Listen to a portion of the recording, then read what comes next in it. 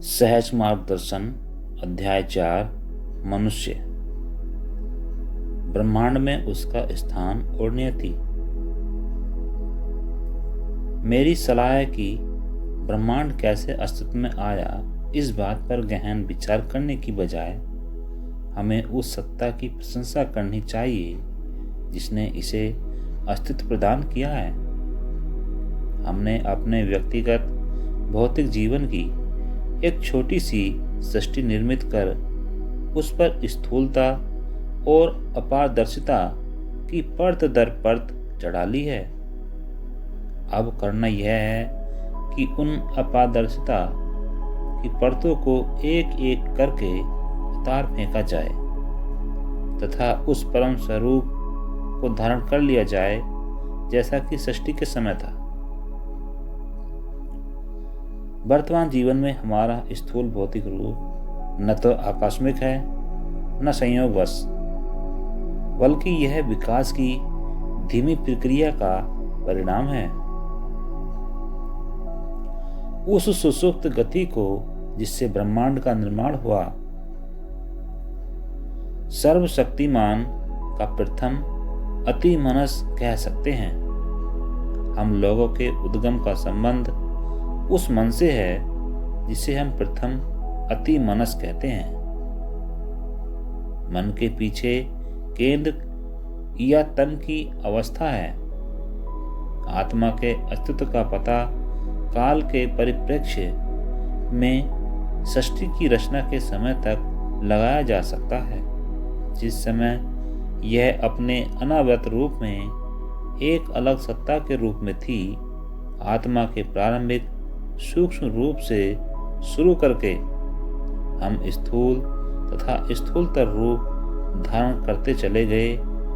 इन्हें आत्मा के चारों ओर आवरण के रूप में व्यक्त किया जा सकता है।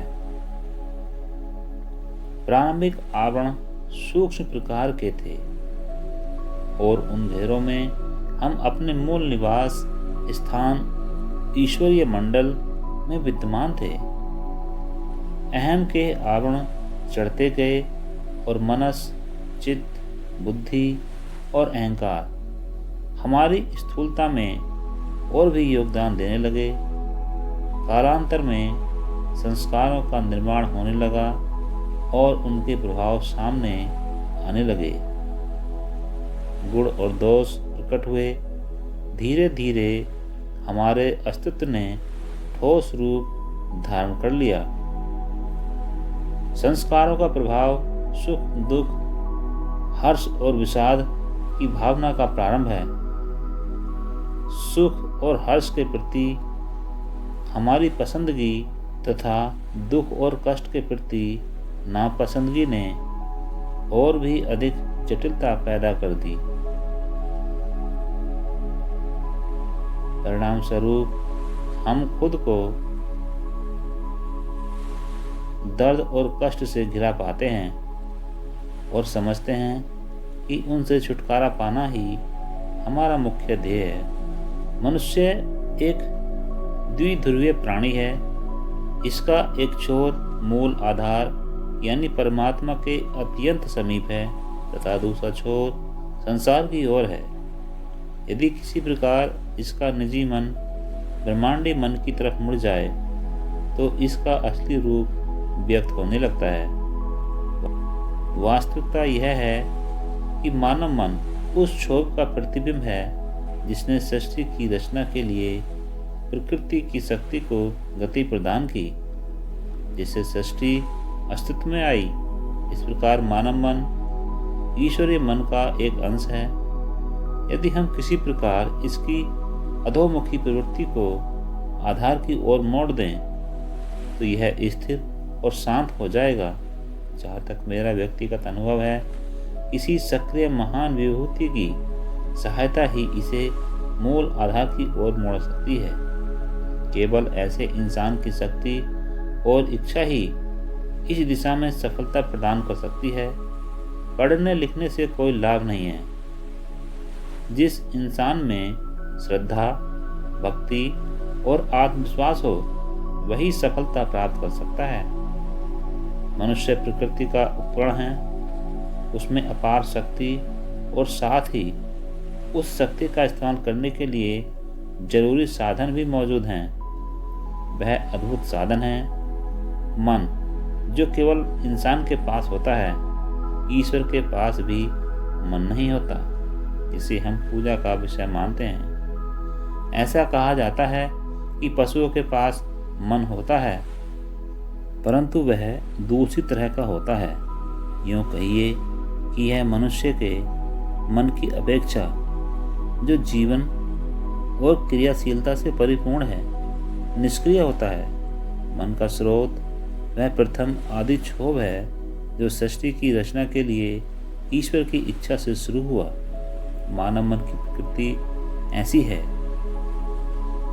इसलिए पाखंडी महात्माओं के द्वारा इसे भला बुरा कहना और इंसान का सबसे बड़ा दुश्मन मानना बेहद गलत है। वे इसके वास्तविक महत्व और गुण को नहीं पहचानते। वास्तव में यही एकमात्र उपकरण है जो घटनाओं को गति प्रदान करता है।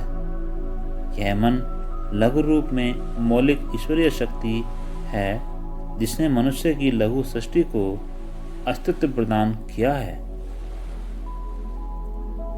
यह वही शक्ति है जो सब चीजों के मूल में क्रियाशील है। यह शक्ति किसकी है, ईश्वर की या मनुष्य की? उत्तर बिल्कुल सरल है, यह निश्चय ही मनुष्य की शक्ति है, क्योंकि ईश्वर के पास मन नहीं होता। यदि उसके पास मन होता तो वह भी संस्कारों के बंधन में बंध जाता। इसलिए निश्चित रूप से यह मानव मन ही है जो हर वस्तु के मूल में कार्य करता है। मानव शरीर के प्रत्येक कण में अपार शक्ति भरी पड़ी है और संपूर्ण ब्रह्मांड इस शक्ति से जुड़ा हुआ है। मेरुदंड की हड्डी का हर जोड़ शक्ति से परिपूर्ण है, परंतु इस पर अभी तक कोई ध्यान नहीं दिया गया है। लोग कुंडलिनी के लिए ही शोर मचाते रहते हैं और उसे जगाने के लिए पागलों की तरह बेताब रहते हैं। मस्तिष्क के अलग अलग कोष्ठक के नाभिक का हर कण अपार शक्ति से भरा है, जो कुंडलिनी की शक्ति से कहीं ज्यादा है। लेकिन अब तक किसी ने भी मानवता की भलाई के लिए इसका उपयोग नहीं किया है। मेरे इस विचार से अधिकांश ज्ञानी जन सहमत नहीं होंगे, और अगर मैं उन्हें इसकी अनुभूति कराना भी चाहूँ तो वे इतने संवेदनशील नहीं हैं कि इसकी अनुभूति कर सकें। फिर भी यह अटल सत्य है कि ऐसा समय अवश्य आएगा जब लोग इसे समझ पाएंगे और इसका अनुभव भी कर पाएंगे। सहज मार्गदर्शन, अध्याय 4, मनुष्य। मानवीय पक्ष और दैवी पक्ष के बीच की दूरी का अंत। आमतौर पर यह माना जाता है कि ईश्वर ने मनुष्य की रचना की, अपने ही रूप जैसी की है।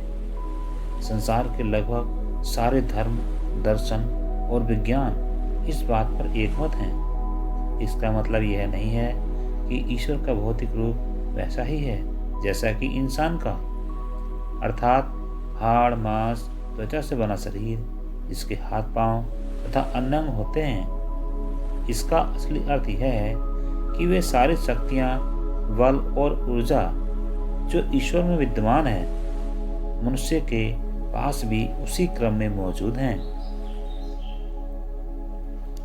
मनुष्य की रचना बिल्कुल वैसी ही है जैसी ब्रह्मांड की।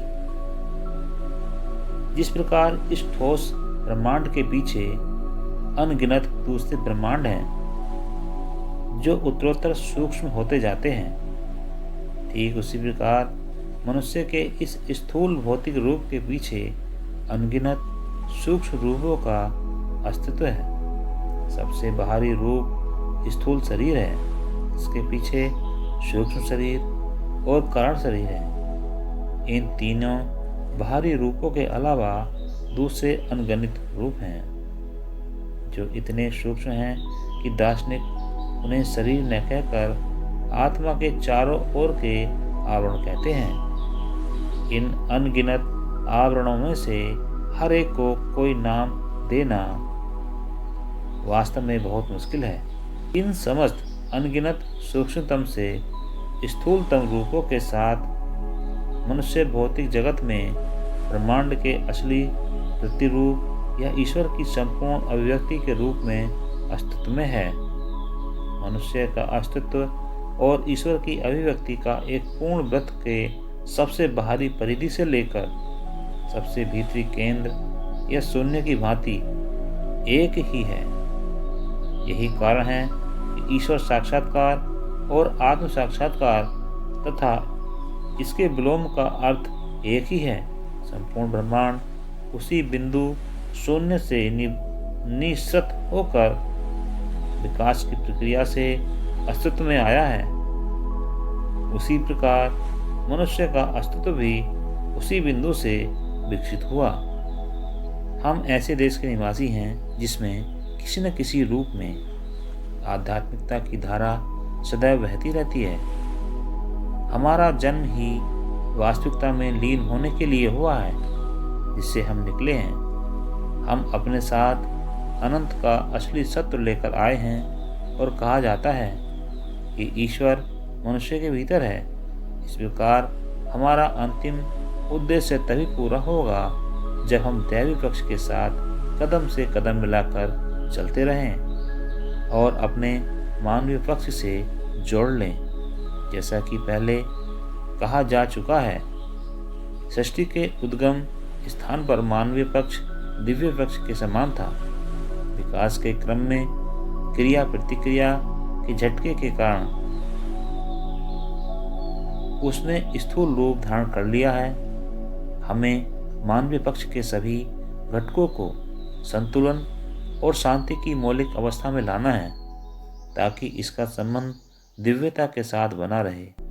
सही संतुलन स्थापित करने से ही मौलिक अवस्था प्राप्त की जा सकती है और सहज मार्ग में हम यही करते हैं। ध्यान के दैनिक अभ्यास का वास्तविक उद्देश्य अपनी इच्छा शक्ति द्वारा असंतुलन को बाहर निकालना है, ताकि संतुलन बना रहे। इस प्रकार हमारा मानवीय पक्ष दिव्य पक्ष के रूप में रूपांतरित होने लगता है। वास्तव में मनुष्य के दैवीकरण का सही अर्थ यही है। ऐसा हो जाने पर मनुष्य की दूरी समाप्त हो जाती है तथा मानवीय पक्ष और दैवी पक्ष दोनों एक हो जाते हैं। फिर भी मानवीय पक्ष तब तक पूरी तरह समाप्त नहीं हो सकता जब तक कि इंसान भौतिक शरीर धारण किए रहता है। सहज मार्ग प्रणाली में ध्यान के प्रभाव से हम मानवीय शक्ति की तेजी को उत्तरोत्तर कम करते जाते हैं। इस प्रकार दैवीय पक्ष बढ़ने लगता है और बीच की दूरी कम होने लगती है। दूसरे शब्दों में कह सकते हैं कि मानवीय पक्ष में दिव्य पक्ष की शक्ति बढ़ने लगती है और समय के साथ साथ चारों ओर फैलने लगती है। जब अवस्थाएं पूरी तरह स्थिर हो जाती हैं तो दोनों के बीच की दूरी समाप्त हो जाती है और मानवीय पक्ष अपनी सृजनात्मक शक्ति के साथ नगण्य स्थिति में पहुंच जाता है। इस प्रकार अनंत ईश्वर की भांति मनुष्य भी पहुंच के उस उच्चतम स्तर पर मानवीय सीमाओं के अंदर उसी प्रकार का हो जाता है। मानवीय सीमाएं समाप्त होने पर स्वयं का विस्तार असीम हो जाता है, यहाँ तक कि संपूर्ण ब्रह्मांड अपने में ही समाहित मालूम होता है। तब यदि ब्रह्मांड में कहीं भी कोई घटना होती है तो उसकी प्रतिध्वनि उसके हृदय में होती है, तब उसे प्रकृति की हर चीज की अनुभूति और जानकारी होती है। इस ऑडियो वीडियो को सुनने के लिए आप